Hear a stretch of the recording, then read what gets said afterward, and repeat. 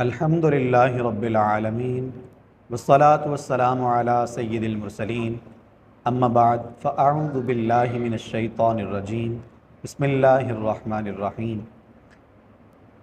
इमाम बुखारी और इमाम मुस्लिम हज़रत अबू हुरैरा रज़ियल्लाहु ताला अन्हु से रिवायत करते हैं, हुज़ूर अक़दस सल्लल्लाहु अलैहि वसल्लम ने इरशाद फरमाया, क़यामत के दिन मेरी उम्मत इस हालत में आएगी, बुलाई जाएगी कि मुँह और हाथ पाँव आसारे वुज़ू से चमकते होंगे, तो जिससे हो सके चमक ज़्यादा करे।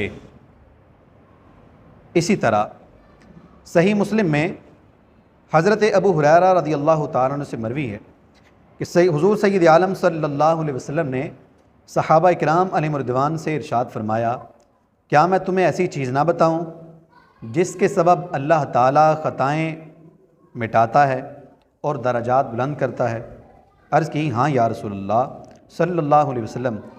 फरमाया, जिस वक़्त वज़ू नागवार हो उस वक़्त वज़ूए कामिल करना और मस्जिदों की तरफ कदमों की कसरत और एक नमाज के बाद दूसरी नमाज का सवाब ऐसा है जैसा कुफ़ार की सरहद पर हिमायत बिलाद इस्लाम के लिए घोड़ा बांधने का। इसी तरह तबरानी ने औसत में हज़रत अमीरुल मोमिनीन मौला अली रज़ियल्लाहु ताला अन्हु से रिवायत की कि रसूल पाक सल्लल्लाहु अलैहि वसल्लम ने फरमाया, जो सख्त सर्दी में कामिल वज़ू करे उसके लिए दूना सवाब है। इसी तरह सही मुस्लिम में उक़बा बिन आमिर रज़ियल्लाहु ताला अन्हु से मरवी है कि रसूल करीम सल्लल्लाहु अलैहि वसल्लम फरमाते हैं, जो मुसलमान वज़ू करे और अच्छा वज़ू करे फिर खड़ा हो और बातिन और ज़ाहिर से मुतवज्जे होकर 2 रकत नमाज पढ़े, उसके लिए जन्नत वाजिब हो जाती है। प्यारे मोहतरम इस्लामी भाइयों, वज़ू करना बहुत ही सवाब का काम है। वज़ू अमूमन नमाज के लिए किया जाता है, लेकिन वज़ू सिर्फ़ नमाज के लिए नहीं बल्कि और भी मामलात के लिए या हर वक्त बावज़ू रहना भी बड़ी फ़जीलत का बायस है। आज हम वज़ू के बारे में सुनते हैं कि वज़ू के कितने फ़र्ज़ हैं और ये कुरान पाक की किस आयत से साबित हैं।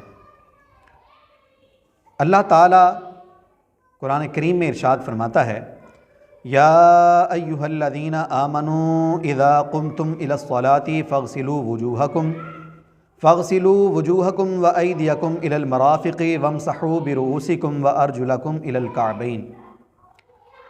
तर्जुमा, ए ईमान वालो, जब तुम नमाज़ पढ़ने का इरादा करो और वज़ू ना हो तो मुँह और कोहनियों तक हाथों को धो और सरों का मसा करो और टखनों तक पाँव धो। इस आयत में अल्लाह ताला ने वज़ू के फ़राइज़ का बयान फरमाया। और वज़ू के फ़राइज़ कितने हैं? वज़ू के फ़र्ज़ हैं 4। सबसे पहले मुंह का धोना, दूसरा दोनों हाथ कोहनियों समेत धोना, तीसरा चौथाई सर का मसा करना और चौथा है दोनों पाँव टखनों समेत धोना। ये वज़ू के 4 फ़र्ज़ हैं। इसके मज़ीद तफ़सील ये है कि वज़ू में जैसे मुंह का धोना है तो मुंह में क्या क्या आता है उसके बारे में बहर शरीयत में मसाला लिखा है। मुंह धोना यानी शुरू पेशानी से, यानी जहाँ से अमूमन बाल जमने की इंतहा हो, ठोड़ी तक, यहाँ तक जहाँ से अमूमन बाल उगते हैं वहाँ से लेकर ठोड़ी तक, ये तूल में, और अर्ज़ में एक कान के लो से दूसरे कान की लो तक, ये मुंह है। और इसमें जो भी आएगा, जो चीज़ आएगी इसमें उसका धोना फ़र्ज़ है। मसला, जिसके सर के अगले हिस्से के बाल गिर गए या जमे ही नहीं, अब वो क्या करे? उस पर वहीं तक मुंह धोना फ़र्ज़ है जहाँ तक अमूमन बाल उगते हैं, यानी आम इंसानों के जहाँ से बाल उगना शुरू होते हैं वहीं से उसका मुंह शुरू होता है और वहीं से उसको धोना फ़र्ज़ होगा। या किसी के नीचे तक बाल आ गए, यानी अमूमन बाल उगते हैं ऊपर से, किसी के पेशानी पर भी बाल हैं, अब वो क्या करे? क्या उसको वहीं से धोना शुरू होगा? नहीं, बल्कि उसके लिए भी यही है कि जहाँ से अमूमन बाल उगते हैं वहीं से धोए। अब इसके जो बाल ज़्यादा हैं, पेशानी पर बाल हैं, अगर ज़्यादा बाल हैं तो ये पेशानी को भी अच्छे तरीके से धोएगा और बालों की जड़ों तक पानी बहाएगा। ये मुंह में है। इसी तरह मूछें हैं या भवें हैं, ये अगर घनी हैं कि इससे खाल नज़र नहीं आती, मूछें किसने बड़ी बड़ी रखी जिससे नीचे वाली खाल नज़र नहीं आती, तो अब ये क्या करेगा? तो ये बालों की, इसका सिर्फ बालों तक धोएगा, इसका जिल्द का धोना इस पर ज़रूरी नहीं है। इसी तरह जिसकी दाढ़ी घनी हो, बहुत ज़्यादा दाढ़ी है, यानी नीचे से खाल नज़र नहीं आती, तो अब वो क्या करे? वो भी सिर्फ बालों तक धोएगा, जो इसकी जड़ है वहाँ तक, खाल का धोना इस पर फ़र्ज़ नहीं है।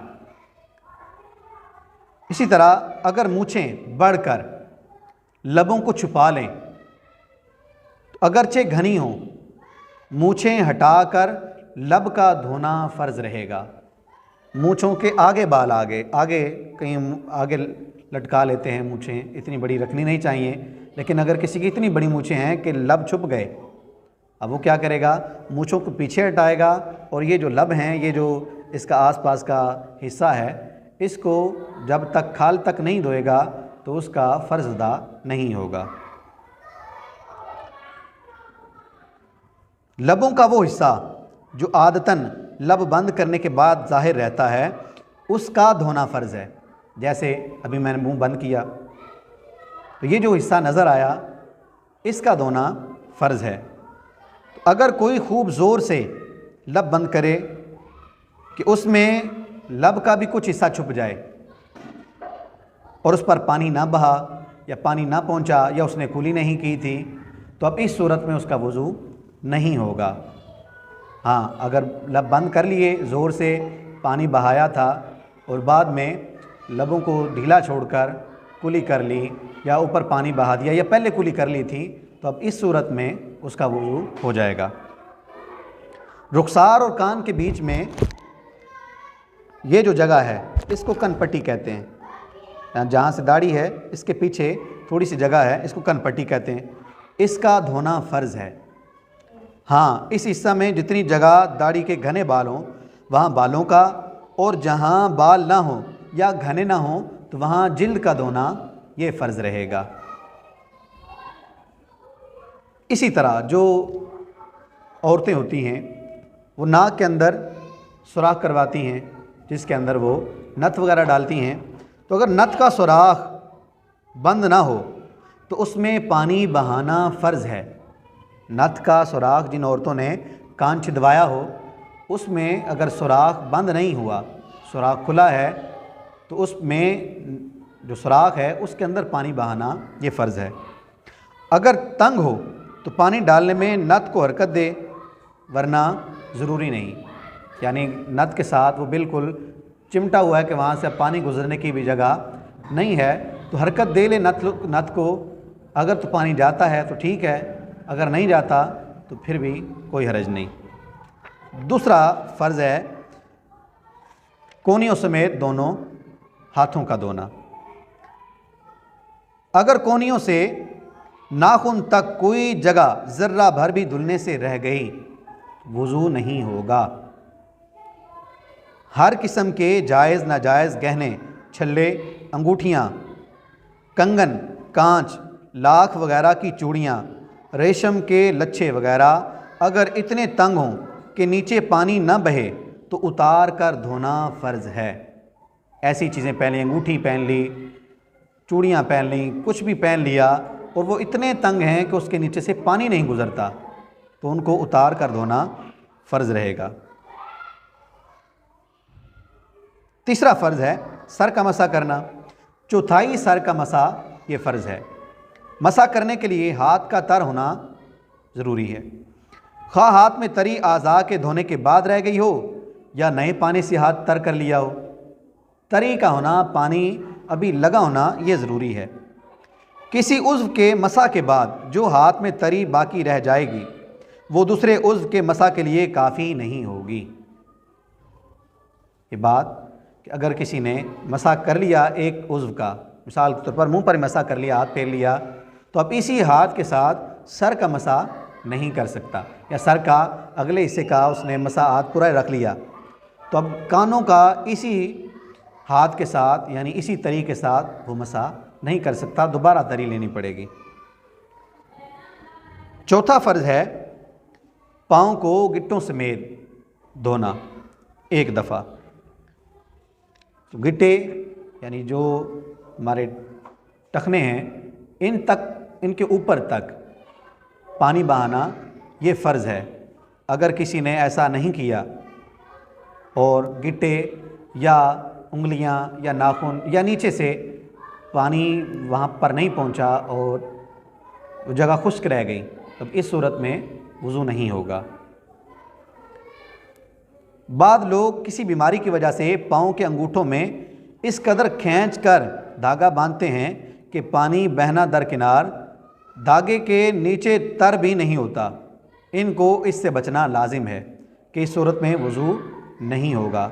इसी तरह नेल पॉलिश लगा ली, औरतें लगाती हैं नेल पॉलिश, पाँव वगैरह पर नेल पॉलिश लगा ली, तो नेल पॉलिश से भी उसके नीचे चूँकि पानी जाएगा नहीं, तो इससे वज़ू नहीं होगा।